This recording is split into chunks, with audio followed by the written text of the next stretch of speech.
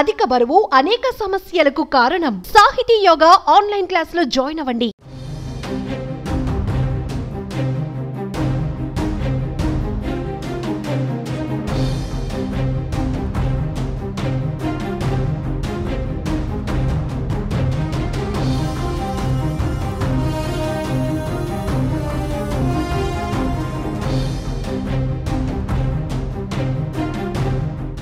ఎప్పుడు బిజీగా ఉండే ఏపీ సీఎం చంద్రబాబు విదేశీ పర్యటనకు వెళ్లారు.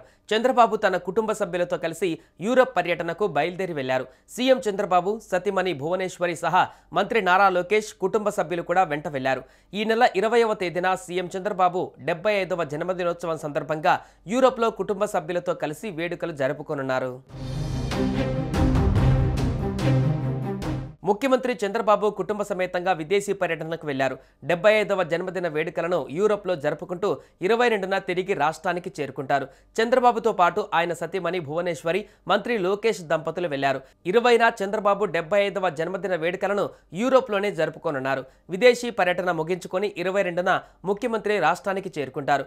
మొత్తం 5 రోజుల పాటు విదేశాలలో గడపనున్నారు. వజ్రోత్సవ జన్మదినోత్సవాన్ని పూర్తిగా కుటుంబ సభ్యులతోనే గడపనున్నారు చంద్రబాబు.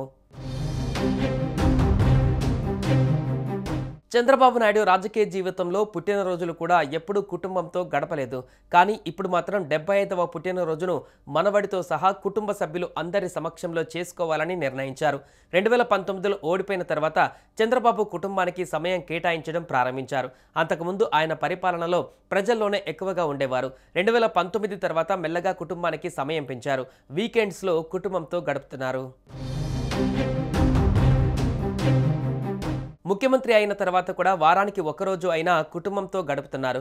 కుటుంబ కార్యక్రమాలకు హాజరవుతున్నారు.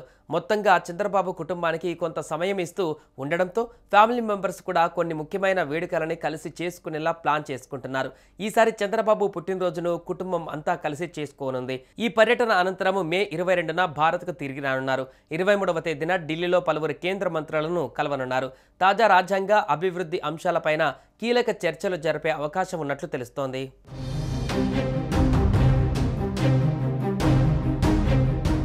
సుమన్ టీవీలో మీ పర్సనల్ అండ్ బిజినెస్ ప్రమోషన్స్ కోసం కింది నెంబర్కి కాంటాక్ట్ చేయండి.